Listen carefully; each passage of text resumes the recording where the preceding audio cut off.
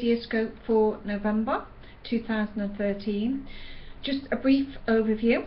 I'm going to do some astrology for you on the November Videoscope, and then I'll follow it with some tarot cards as to what the tarot is showing, because some of you are astrologically based, or some of you like to see the tarot as a picture form when doing readings.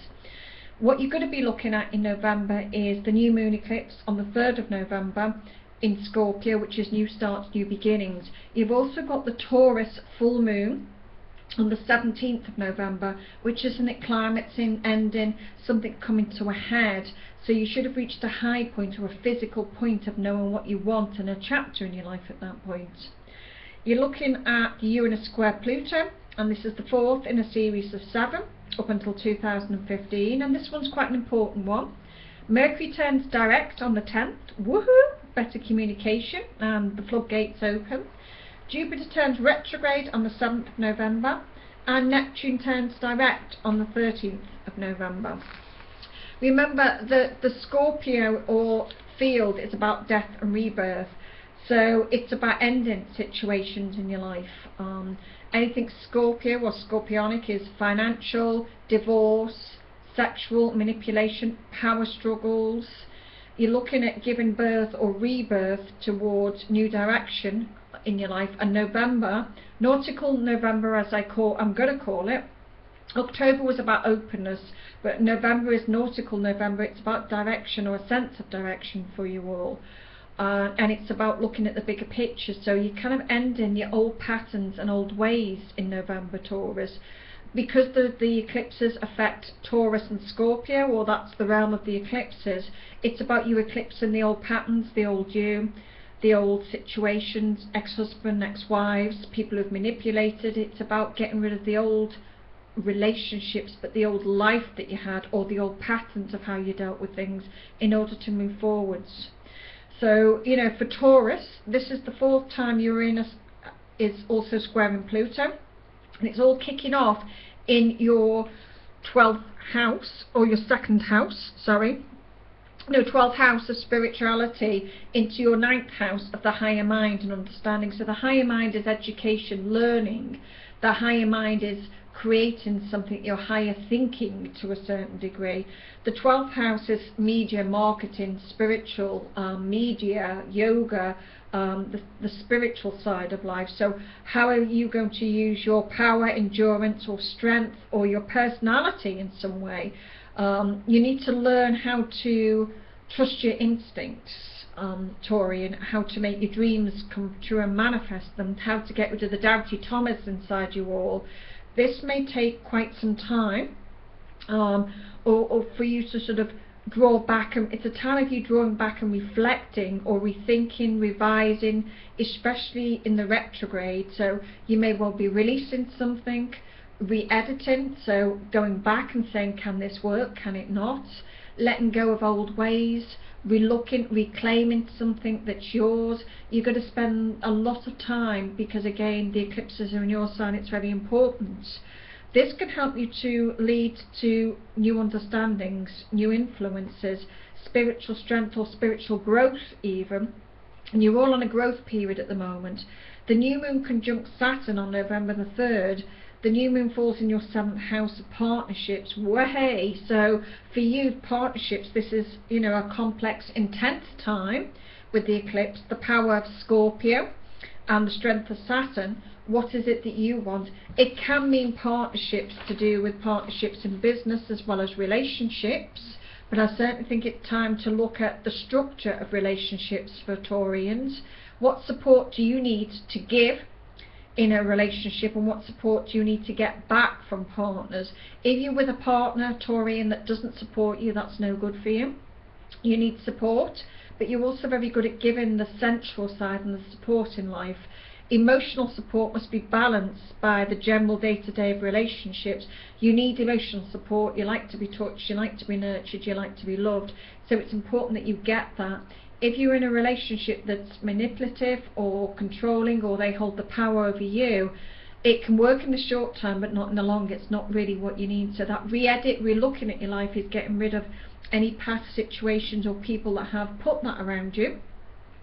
When Mercury turns direct on the 10th, this is about opening up the levels of communication.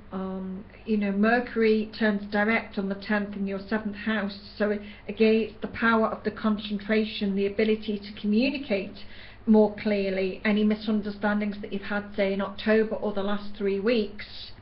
This will give you a new sense of direction in your personal and business relationships, which is basically just what I've covered at the end of the day. You're looking at more direction or a sense of direction for Taurians. Jupiter retrograde on November the 7th. Now Jupiter's already slowing down. Jupiter is expansion for most people because Jupiter's in Cancer. So Jupiter's in my personal chart of Cancer, and I was born in the year of Cancer, so that's about me expanding maybe something in my home life between now and July. But for Taurians, Jupiter turns direct in your 3rd house, and again it's the house, it's the higher, it's the communication of the mind in some way, so it's paying attention to detail. What can you expand? So anybody now, when you get to November, if you're wanting to move house, most of you will be just sorting out, thinking, can I afford it? Let's sort out the finances. And March of next year, stroke April, will be the key times to move again, have that house move, or go on to that second level in your life. So pay attention to details in this period. Watch where you are going, what you write, how you say things carefully. You may think you know what you're doing and have it all sort of under control, but the power of your emotions sometimes can knock you off balance within the Scorpio field. So again, a time of you redoing, rethinking, readjusting your communications around any glitches, electrical operations, and that sense of field. Neptune turning direct on the 13th. For Taurus, unusual, you know, you're very down to earth, you're very practical, you're very solid, but with Neptune in your 11th house, that will show you the influence that you have over other people. They may have had that influence over you, they may have had that power over you, but this is about you turning everything around in your life where you have the upper hand. So it's about Taurians helping others, but not letting yourselves be manipulated, because I kind of think in the past you have been.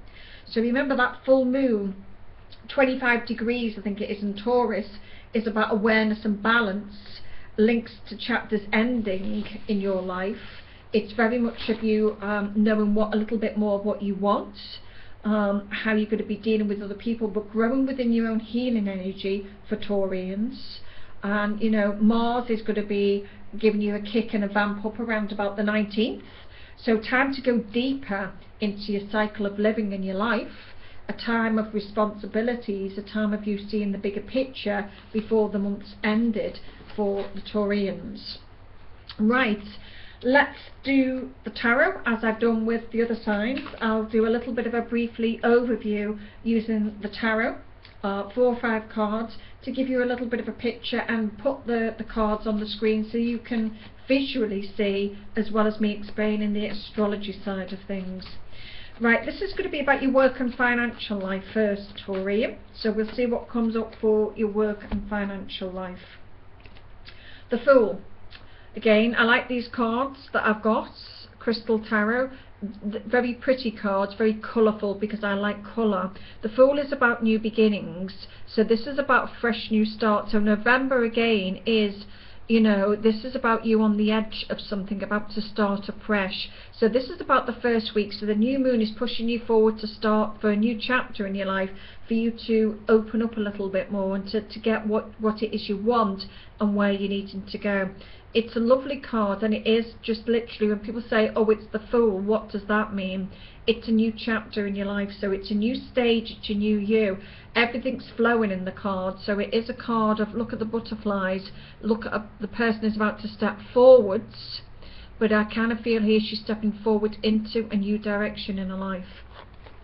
Right, emotions. So the second card we'll look at is how your emotional state will be within the month of November, roughly around the second week or the middle.